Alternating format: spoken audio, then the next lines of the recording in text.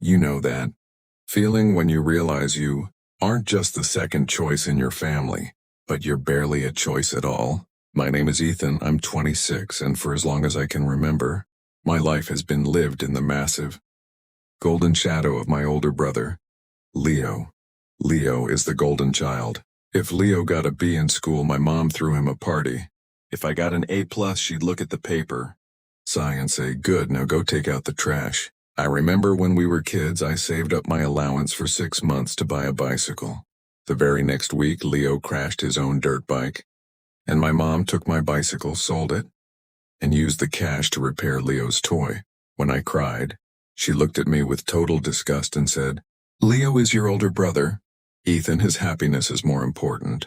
Stop being so selfish." That was the blueprint of our childhood.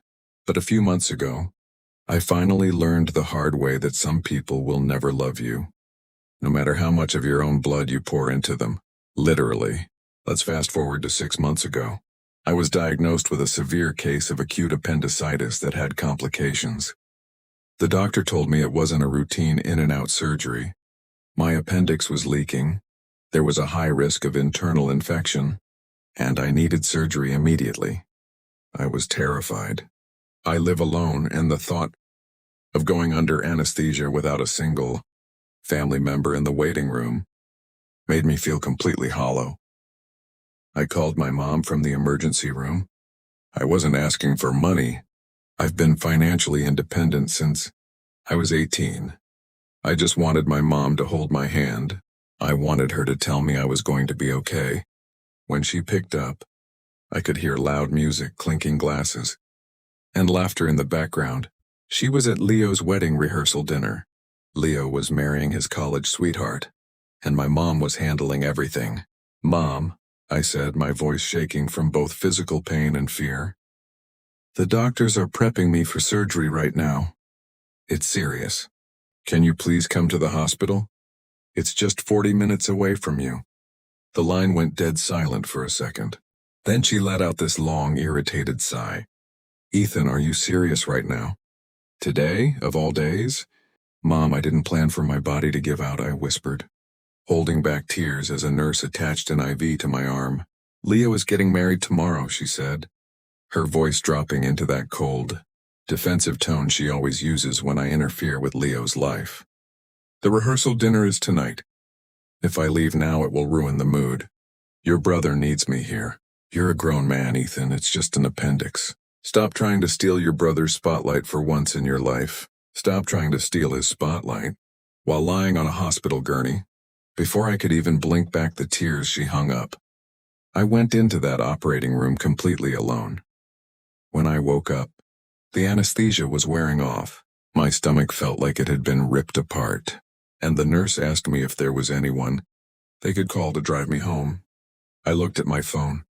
No missed calls from my mom. No text from Leo. Just a Snapchat story of my mom crying tears of joy as Leo gave a toast at his dinner. I ended up paying an Uber driver extra money just to help me walk up the stairs to my apartment and drop off my prescriptions. For the next 2 weeks, I survived on canned soup and delivery. My family never called once to check if I was alive or dead. Not a single text. 2 days after the surgery, I saw photos of the wedding on Facebook. My mom was beaming, holding Leo's hand. In the caption, she wrote, "The perfect day with my perfect family. Nothing could ruin this." That sentence broke something inside me. It was like a switch flipped. The guilt I had carried my entire life, the feeling that I wasn't a good enough son, just evaporated. I realized that my family didn't see me as a human being. I was just an extra in the movie of Leo's life. So I blocked them. I blocked my mom, I blocked Leo, and I blocked every relative who had ignored me. I threw myself into my work. I'm a software engineer, and during my recovery, I put all my anger, my pain, and my loneliness into a side project I had been developing for a year. 3 months later, that software began generating serious, life-changing monthly revenue through a major corporate licensing deal. For the first time in my life, I was stable, secure, and building real wealth. I moved out of my cramped studio into a quiet, secure apartment building, started going to therapy, and began healing both physically and emotionally. I finally knew what peace felt like. And then the peace was shattered. Last week I was sitting in my living room when my phone rang. It was an unknown number, so I ignored it. A minute later, my buzzer went off. Someone was downstairs at the lobby door of my apartment building. I looked at the security camera feed on my wall, and my heart dropped straight into my stomach. It was my mom and Leo. My anxiety spiked. How did they find out where I lived? I realized later that my cousin, who works in real estate, must have leaked my new address. I didn't want to open the door, but they kept buzzing, and I realized I couldn't run away from this ghost forever. I needed them to see me. I buzzed them up. But when I opened my apartment door, I didn't step back. I stood right in the center of the doorway, my fingers gripping the wooden frame so tightly my knuckles turned white. I blocked the entrance completely. I didn't invite them in. My mom immediately tried to peek past my shoulder, her eyes scanning the high ceilings and upscale hallway, while Leo's jaw clenched with instant visible resentment. "Ethan! Oh, thank God!" my mom cried, instantly stepping forward to hug me. I didn't move an inch. I kept my hands firmly on the doorframe, a human barrier. She awkwardly bounced off my chest, clearing her throat nervously as her fake smile faltered. "Ethan, honey, we've been trying to reach you for months." "You completely vanished. We were so worried about you." "Worried?" I said, keeping my voice as flat and cold as ice. "You didn't check on me for 6 months. Mom, you didn't even know if I survived my surgery. But now that my name is on a lease in a secure building, you're worried?" Leo stepped forward, trying to use his height to intimidate me, just like he did when we were teenagers. "Look, Ethan, let's not start with the attitude. Mom is just trying to fix things. We know you're mad about the wedding thing, but it was a once-in-a-lifetime event. You survived, didn't you? You're fine. Family shouldn't hold on to petty grudges." "I'm not holding a grudge. Leo, I just finally learned my place," I said, looking him dead in the eye. "Why are you here?" My mom smiled, that fake, sugary smile she uses when she's about to ask for a massive sacrifice. "Well, sweetie, we heard from your cousin that your new venture did incredibly well. We are so proud of you, and honestly, the family is going through a very tough time right now. We really need you to step up." She started explaining that Leo and his new wife, Sarah, had completely ruined themselves financially for the wedding. They didn't just spend their savings, they maxed out credit cards and pressured my mom into draining her emergency funds just to afford a luxury venue they had no business booking. "They are drowning in debt, Ethan," my mom said, her voice cracking with genuine heartbreak, a tone she never used when I was bleeding in the ER. "It's ruining their first few months of marriage. It's tragic. So we came here to ask, since you have all this extra cash flowing in, we need you to clear Leo's credit card balance. It's about $18,000. It would be your wedding gift to them. It would finally fix this family. $18,000 for a lifestyle they chose to fake, for the brother who didn't care if I died." Suddenly, Leo's voice cut through my thoughts. "Bro, you're sitting on a pile of cash now. What's 18 grand to you? It's pocket change. Don't be greedy. Don't be greedy." The words triggered a memory so sharp it physically hurt. I was 12. I had saved my allowance for 6 months to buy that bicycle. I remember the exact feeling of the cold metal handles, and I remember the look on Leo's face when he crashed his own dirt bike because he was doing reckless stunts. My mom didn't punish him.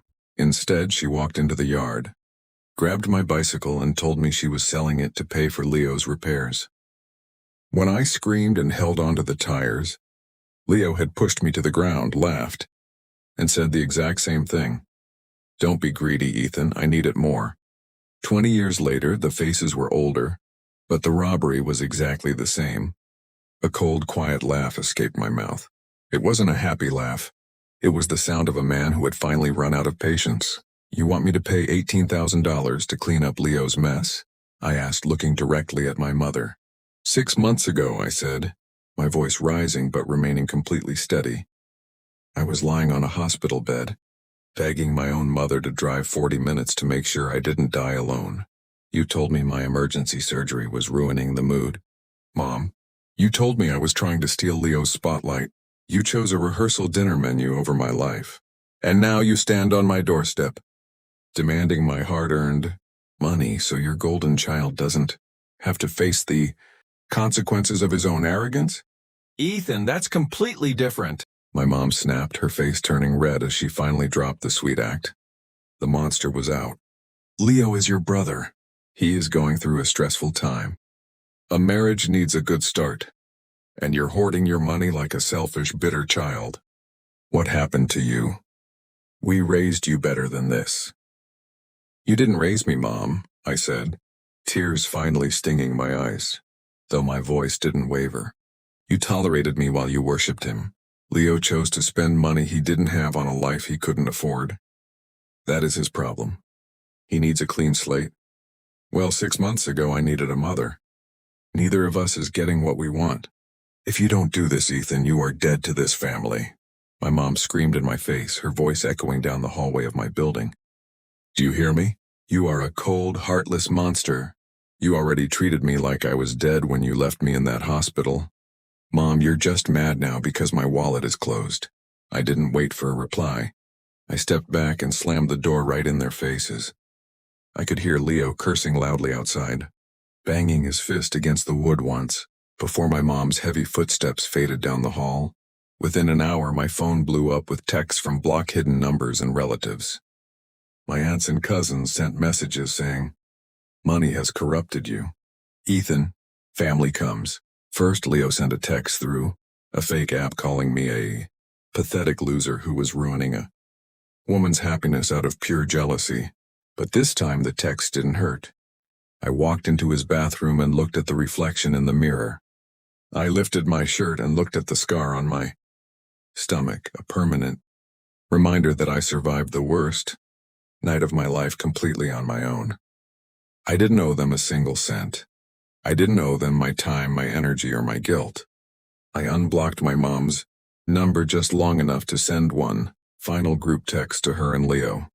I attached a high-resolution photo of my hospital bill from 6 months ago, highlighting the date and time of my emergency admission, alongside the timestamp of Leo's wedding photos. Underneath it, I wrote, "When I was bleeding, you turned your backs. Don't turn around now just because you smell money. Do not contact me again." I blocked them permanently. It's been a week since that day. I heard through a mutual friend that Leo and his wife are now fighting constantly because debt collectors are calling their phones, and my mom had to take up a second part-time job at 55 to help pay off their credit cards. They are finally facing the consequences of their own choices. As for me, I'm sitting in my living room watching the sunset through the window. There is no vacation to book, no grand gesture to prove my worth to the world. I just pour myself a cup of coffee, sit in the quiet space I built with my own hands, and breathe. For the first time in 26 years, I don't feel the need to steal anyone's spotlight. My own light is more than enough.